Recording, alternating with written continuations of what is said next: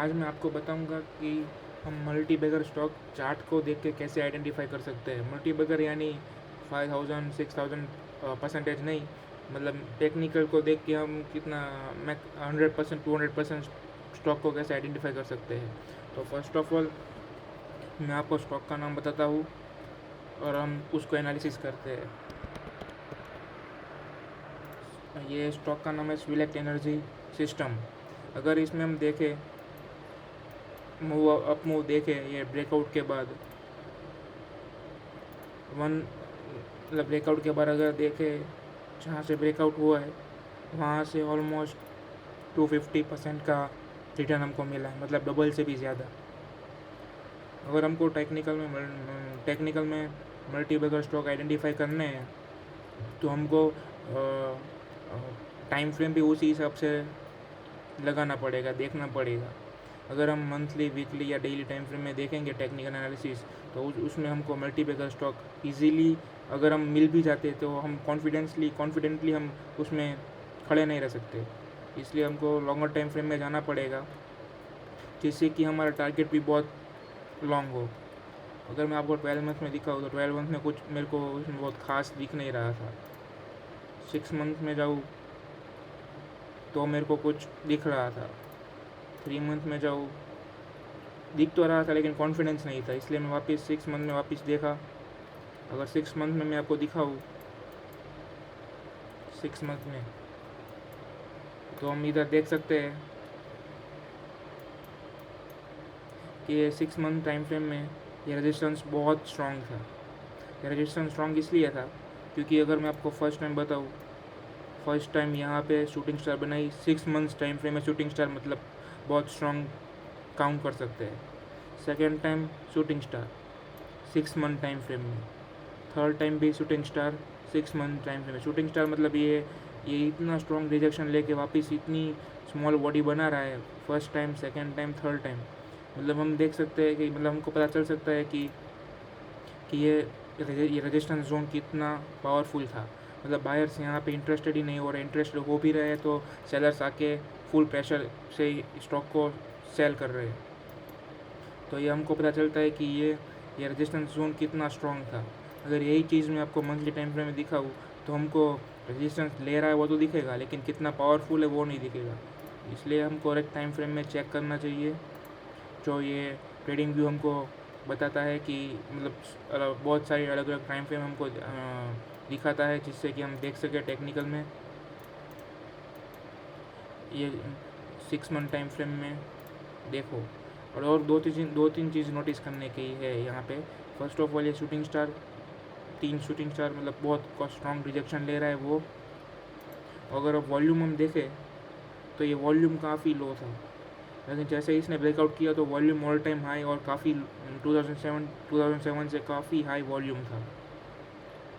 Volume के अलावा और एक चीज़ दिखाऊँ कि ये जो लास्ट शूटिंग स्टार थी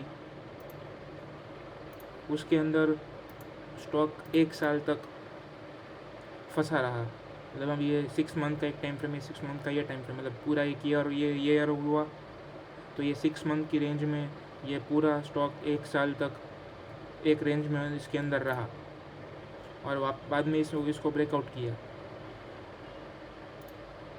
अगर मैं आपको सारा ड्राइंग हटा के दिखाऊँ और वापस ये हम रेजिस्टेंस लेवल ड्रॉ करें तो हमको एंट्री वहाँ पर लेनी है जहाँ पे हमको काफ़ी अर्ली एंट्री मिले। अगर 6 मंथ में अर्ली एंट्री मिलती है तो वहाँ पे लेने का। अगर 1 मंथ में अर्ली एंट्री मिलती है तो वहाँ पे लेने का। यहाँ पे मैंने 6 मंथ पोजिंग पे यहाँ पे मैं एक लाइन ड्रॉ कर देता हूँ। अभी मैं मंथली टाइम फ्रेम में जाता हूँ।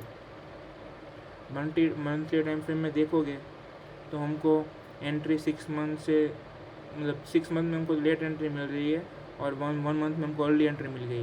1 मंथ में हमको ये 3 जुलाई को एंट्री, ये मतलब 1 अगस्त को हमको एंट्री मिल गई होती। अगर वही हम 6 मंथ टाइम फ्रेम में देखें तो हमको 1 जनवरी को एंट्री मिलती। लेकिन ये एंट्री में हमको 7% का बेनिफिट रहता है, क्योंकि अगर 1 मंथ टाइम फ्रेम में देखें तो 1 मंथ टाइम फ्रेम में हमको यहाँ से अर्ली एंट्री मिल गई। इससे हम यहाँ पे अगर यहाँ पे उसका क्लोजिंग हुआ था 6 मंथ में, तो हमको 1 मंथ में एंट्री लेनी थी, तो हमको यहाँ से अगर हम एंट्री यहाँ पे लेते तो 5.71% हम अर्ली एंट्री ले चुके होते, मतलब वहाँ से हम एंट्री लेती, स्टॉक वापस नीचे आया था। अगर आप समझ सको तो मेरी बात, वही हम 6 मंथ टाइम फ्रेम में देखें तो हमको यहाँ पे अर्ली एंट्री मिल चुकी थी, और वहाँ से स्टॉक हम देखें तो ऑलमोस्ट 177% रिटर्न था विद इन 6 मंथ। तो हमको ये लॉन्ग टाइम फ्रेम में ये आइडेंटिफाई करना है कि रेजिस्टेंस, सपोर्ट लेवल या कुछ भी है वो कितना स्ट्रांग है, कितना स्ट्रांग परफॉर्म कर रहा है।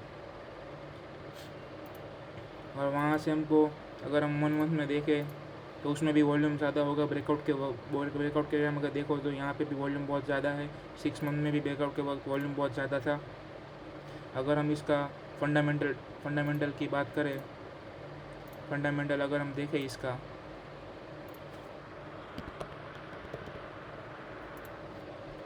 हम फंडामेंटल चेक करते हैं। फंडामेंटल ये स्टॉक 2000 करोड़ की है। फाइनेंस देखें तो पिछले 10 ईयर्स में इस ये नेट सेल इंक्रीज़ होता हुआ रहा है। अभी 2024 फिनिश नहीं हुआ, इसलिए यह हाफ डेटा है।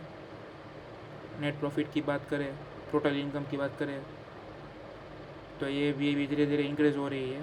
2024 अभी फिनिश नहीं हुआ, इसलिए ऐसे ओवरऑल ग्रोथ बहुत अच्छा है स्टॉक का, मतलब फंडामेंटली ये स्टॉक बहुत स्ट्रांग है। हमको मल्टी बैगर स्टॉक इस तरह से हम आइडेंटिफाई कर सकते हैं। अगर आपको ये वीडियो अच्छा लगा हो तो प्लीज़ लाइक, शेयर, कमेंट